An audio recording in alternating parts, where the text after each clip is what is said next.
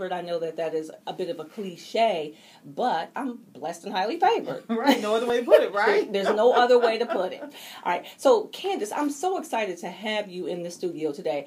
Before I start talking about why I think it's important to have positive behavior intervention programs in our school system, I want to give you an opportunity to talk about Superseeds as a whole. How was Superseeds formed? So Superseeds was formed as a result of my son being suspended for playing the staring game back in 2014. And so I get a call from the school saying that because he played the staring game, he can't come to school the next day.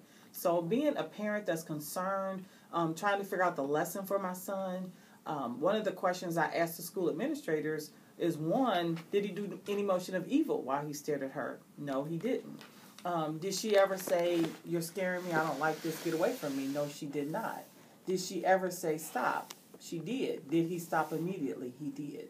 So trying to find that lesson, and so as a result of that, we went to court trying to get his record cleared because I felt like he was being unfairly marked in the system.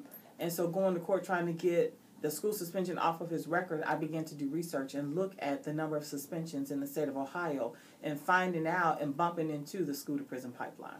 Wow. And you know what? You hit the nail on the head. One of the reasons I'm really passionate about this is because the school-to-prison pipeline is, unfortunately, it's socially and psychologically conditioning our students to get used to the prison system. I'm also a social justice, as you know, I'm a social justice and civil rights activist, and I look at the numbers of individuals within adult prisons, and so what generally happens is because we don't have alternative or positive behavior intervention programs such as Superseeds, what happens is our students get suspended and expelled at alarming rates, and they get funneled into that school-to-prison pipeline. Absolutely. So when I look at, in 2014 when my son was suspended, when I went to the state of Ohio records, and that's public records, you can pull it up, over 200,000 kids were suspended out of school. Wow. When you break those numbers down, we're not talking about kids that are just doing drugs or bringing weapons to school.